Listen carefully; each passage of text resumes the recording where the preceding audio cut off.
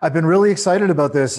Thank you. I mean, thanks for making the time. I know you guys have a million things going on, and a lot of things that I want to talk to you about.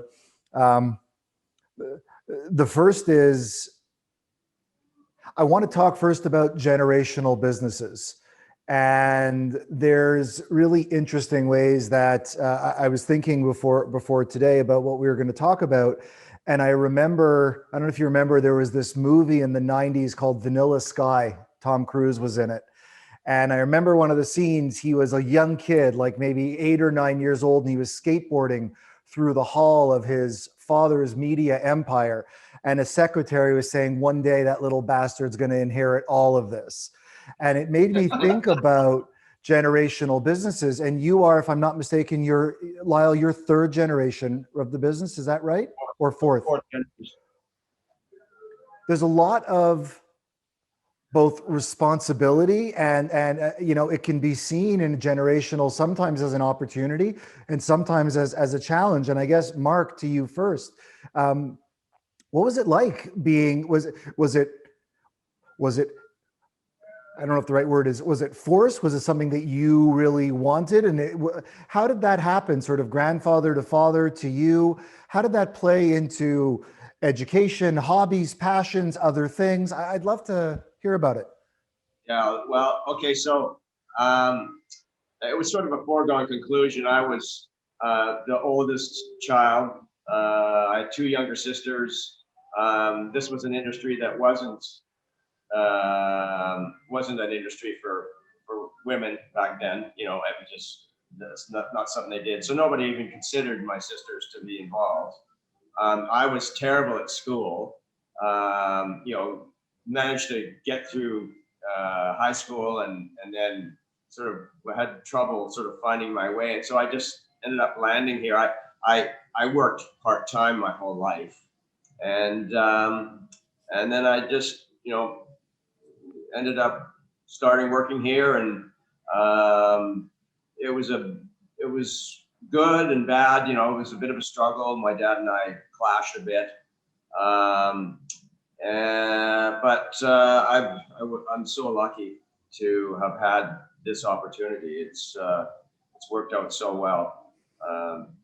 And I know you're now, I think you're about a year or two away from 100 years on the Kerrisdale Lumber name. And now really, Lyle, with you having now, I believe, taken this lead role as the fourth generation, what does it mean to you, 100 years? I mean, you don't hear that about a lot of businesses that have reached 100 years. And, what's that like for you? The excitement, the response, nervous butterflies. I mean, what's that like for you? Yeah, well, I'm a nostalgic person, so I really love the idea of carrying forward the tradition of the business, regardless of it being in the Perry family or not.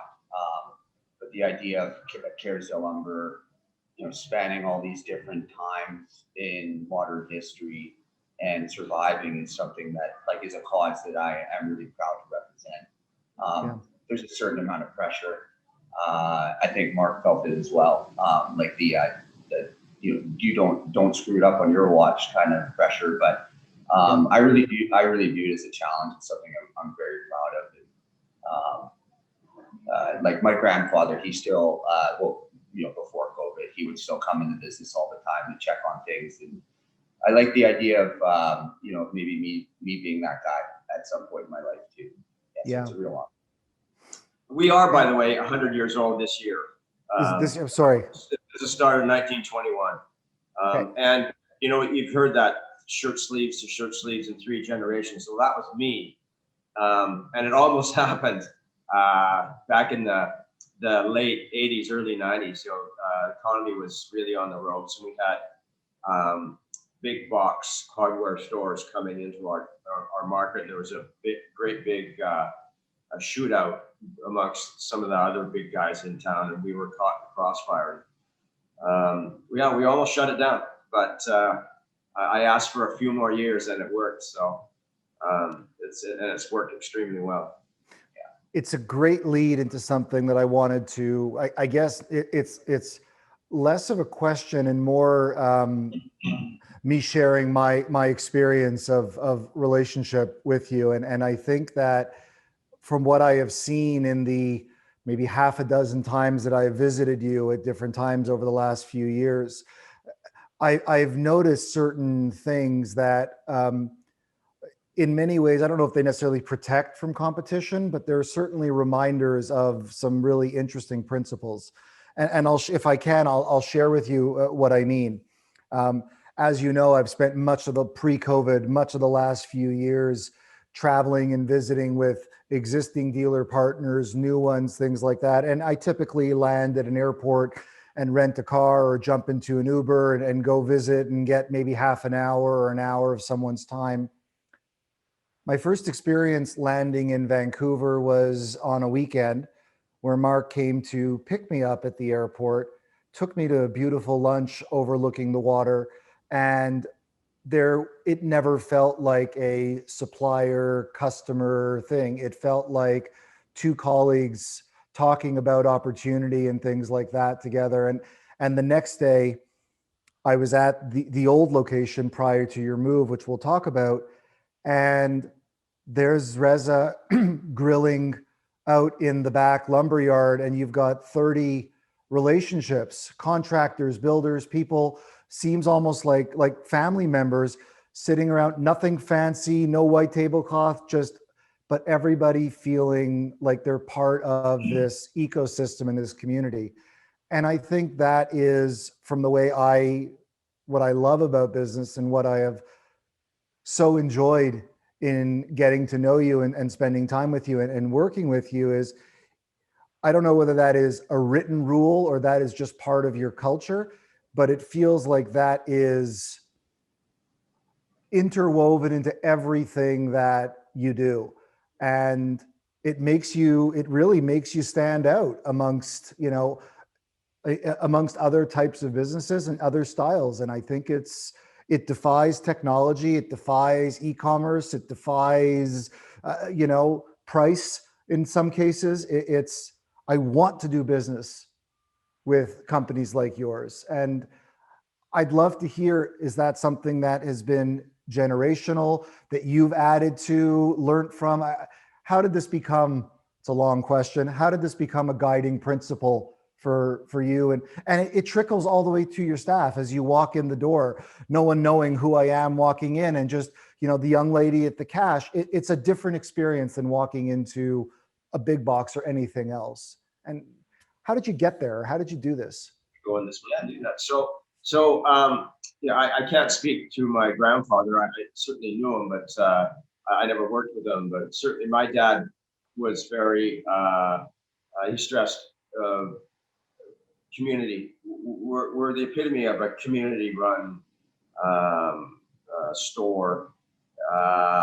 Supporting the community, both with financially, sponsoring teams, things like that. But just really, really understanding the people that support you and supporting them in turn. And I think I might have taken it to the next level. I think I did. I've imparted that with Lyle and with the staff. I talk about supporting the community that supports us a lot, and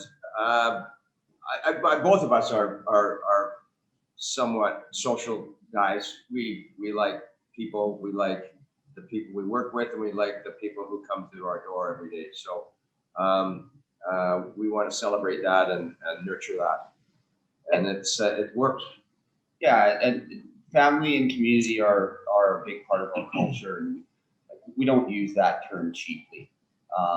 Someone that works for us definitely feels like a family member, and we hurt together, we're happy together, we like to have fun together, and that just I think that vibe rubs off, and it is very important to our success.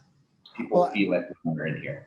And I remember having been at a couple of the, different events at different times. And I remember after sort of the, the quote unquote clients had left, and we were just sort of hanging out in the old atrium area, the beautiful glassed in area that, Mark, you told me the story of, what that was in terms of budget and over budget to create that. I remember that story.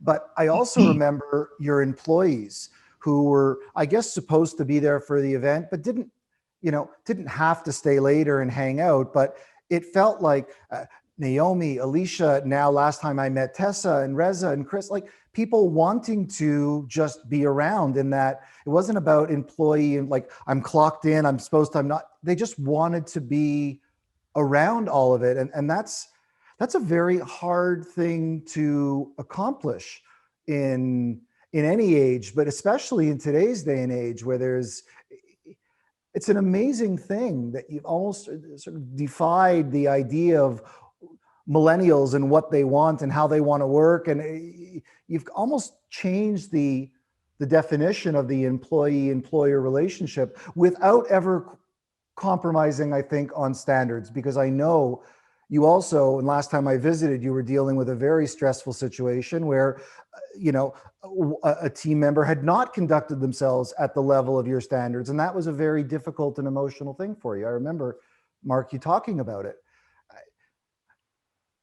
I know Reza has been with you for, I'm going to be off on my numbers, more than 20 years.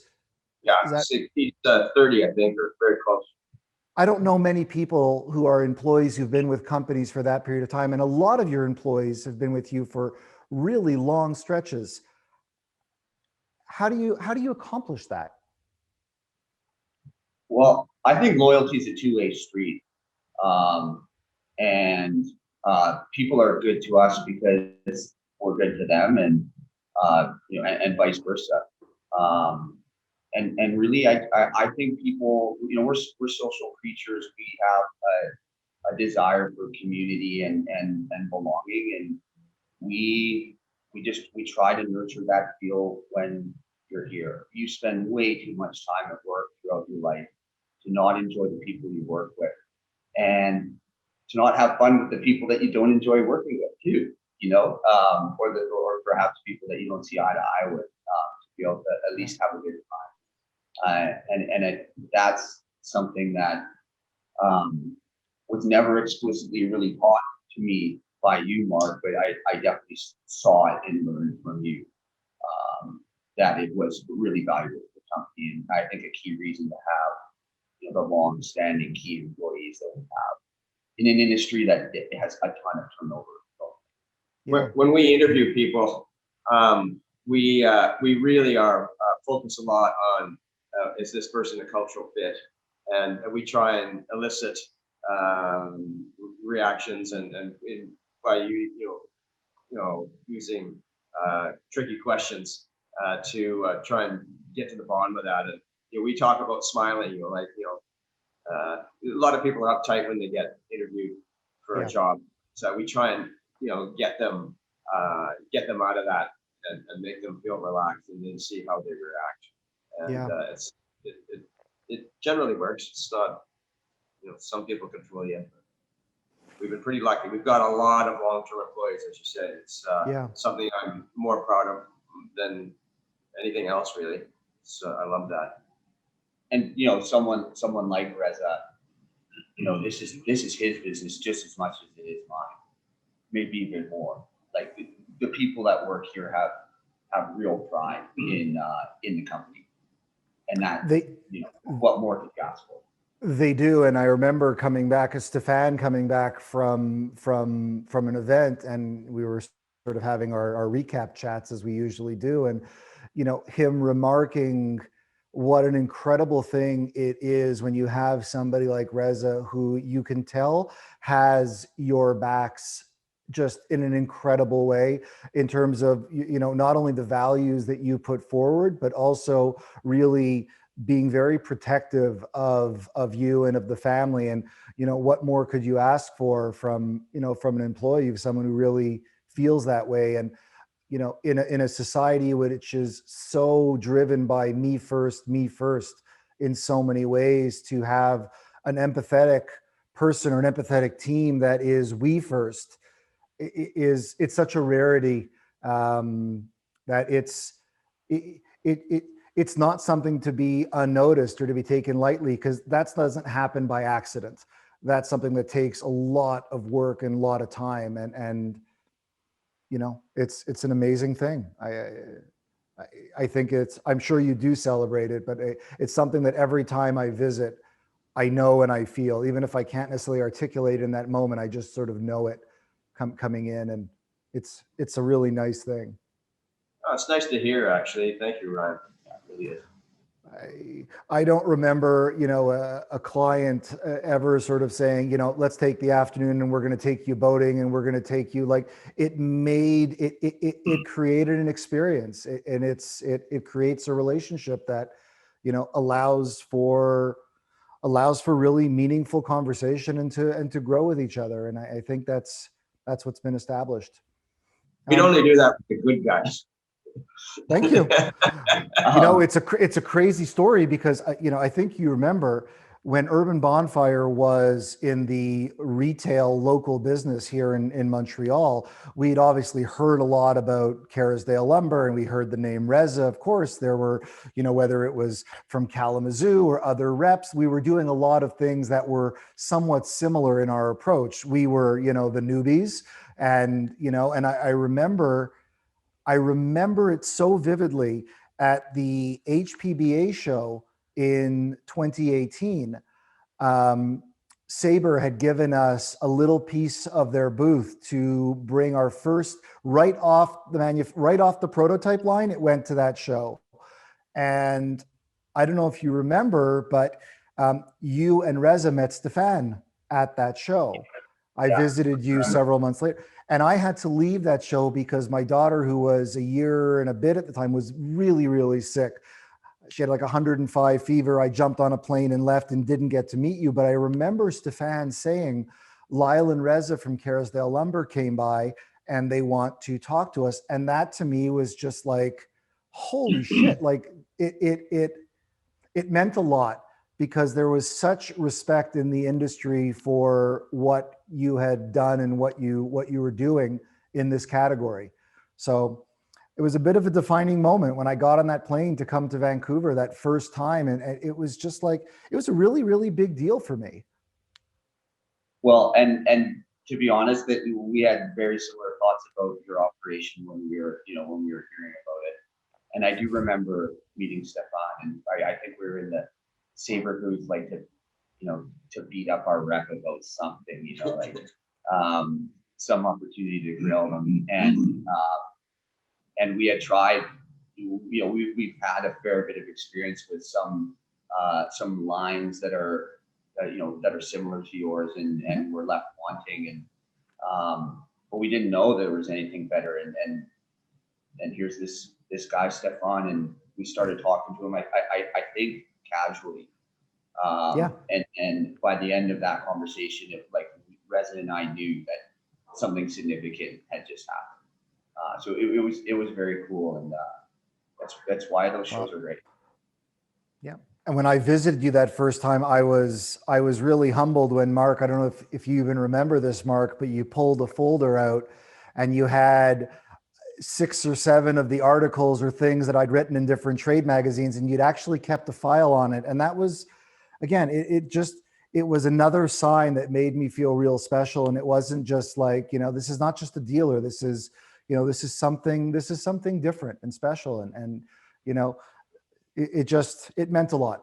And yeah, it's been a lot of fun. We like, you know, similar to the line about the people you work with, you spend way too much time with your suppliers to have some arm's length supplier-client relationship. You know, we look for business partners, and that's where we see our success is with those companies that view us in that light too.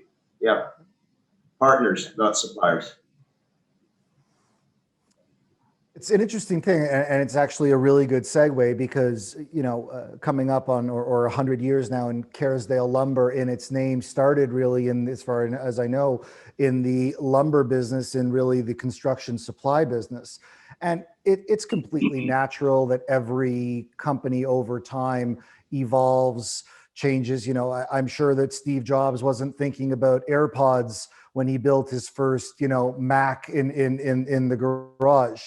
And that's just natural progression. But you've really expanded, and I'd love to hear a little bit about, you know, starting in lumber and then how you've evolved now into Kerrisdale Lumber Home in a completely new experience that has gift section, house goods, beautiful candles that I know, Mark, your wife has been very involved in curating. How did it evolve from lumber into, you know, barbecue to luxury premium to full outdoor kitchen to, you know, this experiential environment that, how did this, help me understand the history of this a little bit? Well, you know, I spoke earlier about, you know, the rough ride we had in late 80s, early 90s, and had to sort of reinvent the business. And, you know, barbecues didn't happen just then, but we made some adjustments as to how we did business, and it started to work. And then I started looking at who was coming through our front door every day and trying to understand sort of what they were sort of, who it was. And number one, we noticed that there was a lot of female customers coming through the door, and, you know, for building supply, it was like probably a lot higher percentage than most. And I had always been a barbecue keener. My parents were very early adapters of the old Weber kettle. And I thought, you know, let's experiment. Let's bring in some Weber barbecues. So we brought in 12 barbecues and we sold them right away. And this was, I think, around year 2000. And so we kept reordering, and that area in our store, it started sucking up huge amount of area in our store. So we decided to carve off part of our lumber yard and build this. It was a greenhouse structure. I was thinking about some of the glass and steel buildings that you see in Europe. We were trying to celebrate our age at the time and make the store look older, because we were an older store. We had been through all sorts of different renovations, you know, in the 50s and the 60s and the 70s. And so we were starting to make it look older. And so we built this greenhouse structure. And around about the same time, we started going to the HPBA show. And Reza and I sat in on a seminar where there was a fellow who, he didn't sell any barbecues on carts. It was all built in. And he talked about, you know, how it was really booming down in the southern states, and even on the eastern seaboard, where the weather was way colder than here. And, Sure. and we looked at ourselves and said, wait a minute, if they can be doing that there, we should be able to do that in Vancouver, no problem. So we built some kitchen vignettes and started engaging contractors and designers, and started growing that outdoor kitchen business, not at the expense of Grills on Carts, but as an addition to that. And that part of the business is where we're seeing some significant growth now. It's taken a little bit longer, but we are lucky up here in Canada to have somewhat accurate crystal ball watching what goes on in the United States, and so we just followed that, and we were very early adopters, and it's really paying off now. Yeah, those existing relationships we had through the building supply business were, I think, quite key with outdoor kitchen adoption, or at least having the right list, and a very good relationship with the people that can get something like that off the ground in this market. Yeah, it's been, I think the timing was great. If you look at, you know, the boom in Vancouver real estate and the incredible secondary home market that, Vancouver has in and around it. It really, and weather, frankly, and it's interesting, we talk about being in Canada, and often, there's this perception sometimes in the US that Canada kind of has the same weather across everything, and how different the weather can be between, Vancouver and Montreal on the same day, a difference of, 30, 35, 40 degree swings in some ways that we see. It's an incredible thing. Have you seen a cultural or a shift in the type of customer that, and you said when you started the outdoor kitchen and those, really a little bit more on the contractor focused. What have you seen over the last several years as the category grows and the style of things grow? Are you seeing changes in the customer typology as well? We are, yeah. It's getting more high end. So I'd say it seems that there's growth actually on both sides of the spectrum. There's this emergence of this ultra high end customer that Vancouver is now familiar with, but what wasn't 20 years ago, and was just getting a taste of 10 years ago. And that's really changed things in terms of our, how we are wanting to position ourselves. But in the outdoor kitchen market too, like it's a lot more accessible now than it ever was. Programs like your quick ship make it the barrier to entry a lot lower. So definitely some growth in the high end or more affluent people in the area, and that's not just in the Vancouver proper area. This is in the region as a whole, and the excessive that lower end growth too in the category. It seems like people, especially this year, but it was moving this way before. They're starting to get more creative with what they want to do outside. They're not seeing this as a permanent barbecue. They're really starting to get that this can be just as powerful as a family or friend entertaining area as your inside kitchen. Yeah. And they're starting to have fun with the different appliances that are out there, and the functionalities that make it as easy as an indoor kitchen. I was sort of surprised at how long it took for the industry, the design industry, particularly to embrace outdoor kitchens. Maybe it was because I was watching it, how it was flourishing in the United States, and I was getting frustrated that we weren't sort of feeling that same love. But it's just now they're getting it, and I don't know that there's any new houses in our trading area that don't have some sort of an outdoor kitchen built in. It's bang for your buck, house value wise, is as good or better than anything else you can do. And retrofitting your house, same thing. Outdoor space activation on a per square foot basis comparatively to indoor, I mean, it's 25, 30 cents on the dollar. If you think about what people spend to build the indoor kitchen space per square foot, and you take a fraction of that and you amortize it over often a larger physical area, with pergolas, heat, lighting, fire, kitchen, you can really turn something into a room. And you don't need to spend, excessive or stupid money to do it. You can if you want, but you can also make something incredible. It's a nice thing. And Mark, your point is really interesting and well taken. That I think you mentioned a minute ago. Why was there this sort of lag in the design side of grill and outdoor kitchen for a long time? I ask myself that question a lot. I think one of the biggest reasons, and it goes back to what you said a few minutes ago, I think that it was something that it was a category that women were not welcomed into with open arms. It was a very male-centric category that was led by an appliance first.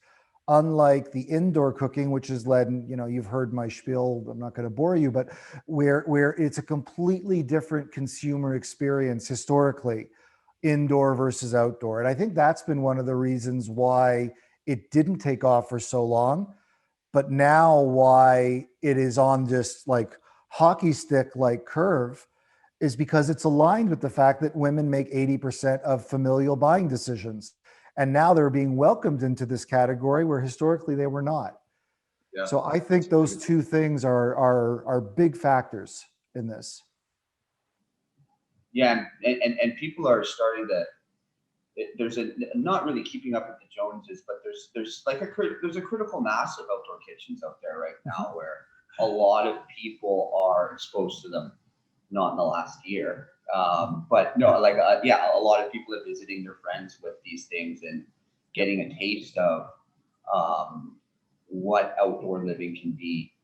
I know we spend more time in our indoor kitchens, but nothing feels like that feeling when you're outside and the weather's nice and you have family and friends around and the food and the drinks are flowing. It's a very magical thing, very, very magical. Well, hopefully COVID sooner than later is a thing of the past, and that starts again. It brings me to wanting to chat with you about COVID, and you were already in the midst of a move from a location that you were at for, if my math is right, 99 years to moving to a new location. The challenges of construction, permitting, build outs, the costs, the headaches, the challenges that come with that. And again, I can't not mention, speaking to the relationship and the character, as you were in the planning stage of your outdoor department, Mark, you get on a red-eye flight from Vancouver, you fly overnight to basically come to Montreal for a few-hour meeting with Stefan and I, a dinner. You sleep in your hotel and you get back on a flight the next morning. You basically spend as much time in the air as you did in Montreal, but you made the trip to, it sounded like, just to see and explore and want to learn and know everything you could.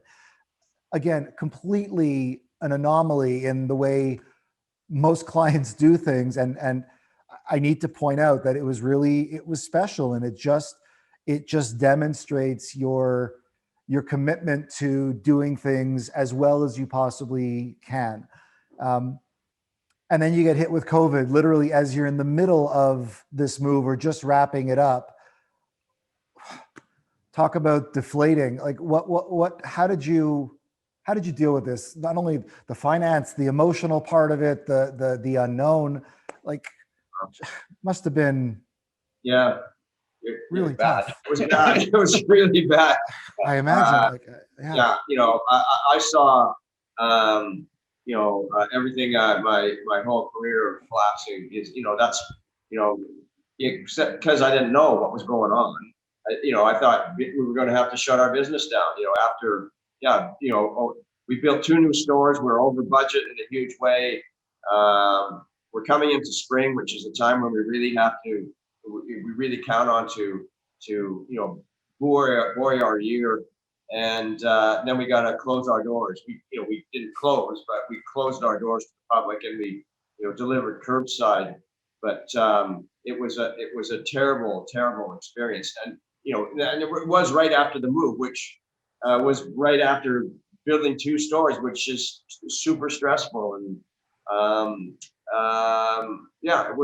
it was not fun at all. And I'm sure I was suffering some form of PTSD or something. Oh yeah, you were. Oh yeah. I think I worked 45 days straight up until the opening. I think I had my second child was just born, so I did have to spend a little more time at home with Mark. I think you were like 2 or 3 months straight. Yeah, 157 days in a row I worked. Got the store open, and this store is a crowning achievement. It's a realization of Kerrisdale Lumber Home is a realization of Mark and Rez's vision of what this business could be. And then that week was the week where, at the beginning of the week, it was kind of like, I guess this is kind of real. And at the end of that week, it was, we had shut our doors. It was very deflating. As someone who has visited you at multiple times during that journey, when I saw it first on plan when the building was being framed, and then visiting you and putting on hard hats and walking through the space with all of the exposed places for ventilation and where things were going to go, to the only time I have been on a plane since March of last year was to come out to, you know, to be there in the late summer, early fall, to see the store. I think you did an absolutely beautiful job, and it's not easy in retail space design to make something feel both warm and cozy and not too planned that it feels like a museum and you don't want to touch anything, but not cluttered and things that are just like, you've accomplished a very nice blend of I used to use the term of like country sweet and city smart, which is not an easy thing to do. And I know Alejandro obviously had a big part in the home collection parts, Mark, you were telling me, but it's evolved. There's more product, there's more. How did this evolve into this new or this refined concept? Well, we spent a lot of time with some design consultants, and it wasn't just us. We had a lot of people on staff giving input. We spent a lot of time speaking to our customers. A good example, we would ask them, sort of, what would you miss? And everybody talked about the floor. We had an old wood floor, and so we recreated that. I think and we did a great job of it. We've celebrated the fact that our roots are in wood, and so there's lots of wood accents in the store, and we also have a lot of historical photographs, which luckily I was able to keep. My grandfather took a bunch of photographs. My dad not so much, but we've got some great photos on the walls here celebrating our age.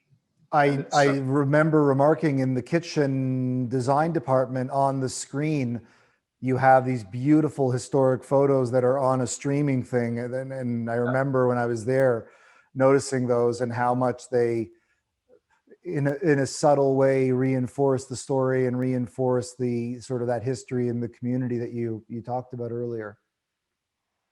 Yeah, we didn't want to have that lost on our customers and community that we're serving. You know, I one thing that's often not spoken about in a new build is, I mean, like we brought over all of our people.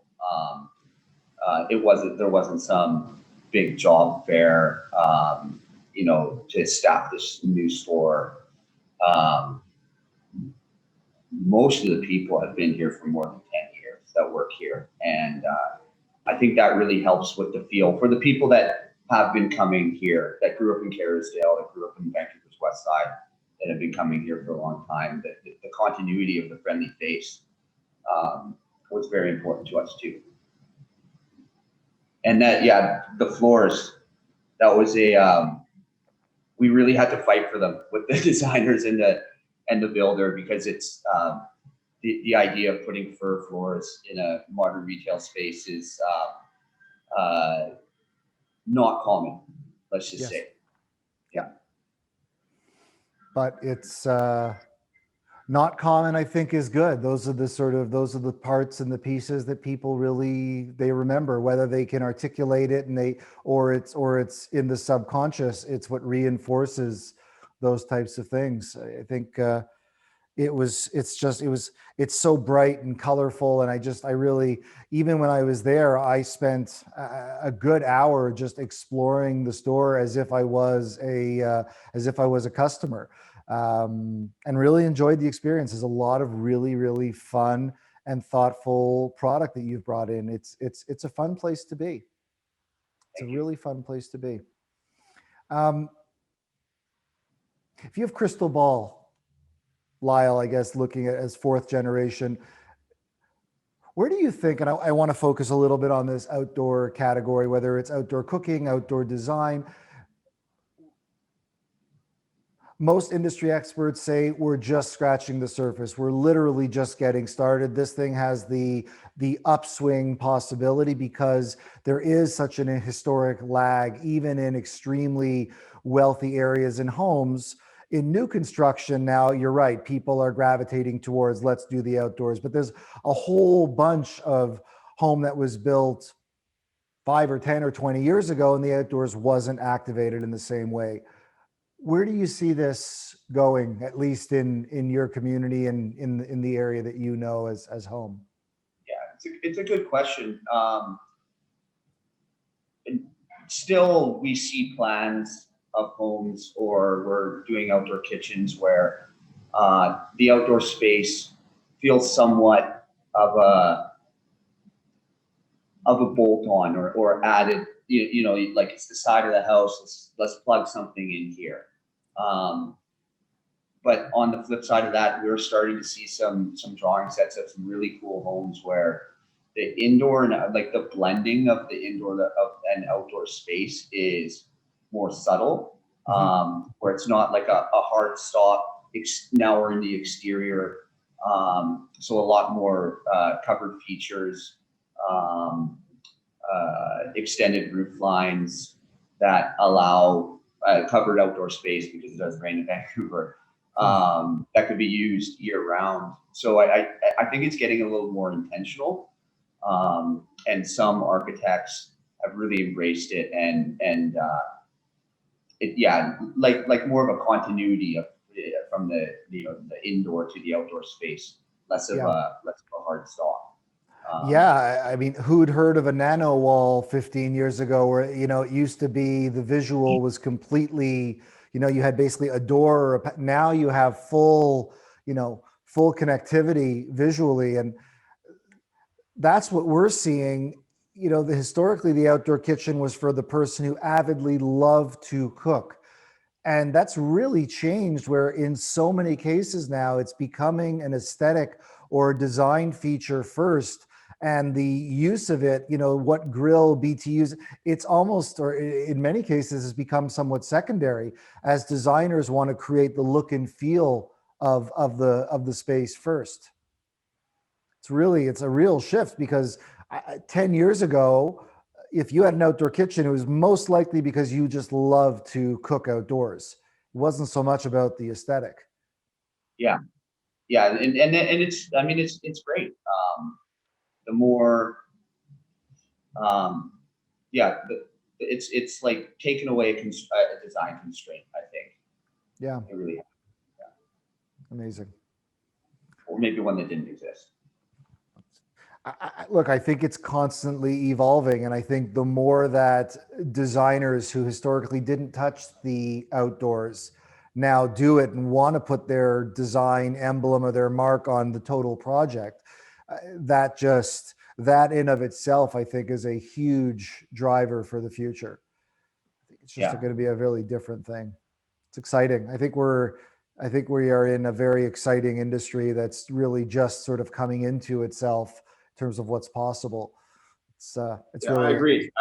I think that thanks to COVID, people have really appreciated their homes, and I don't see this slowing down at all. I think that it's been set now.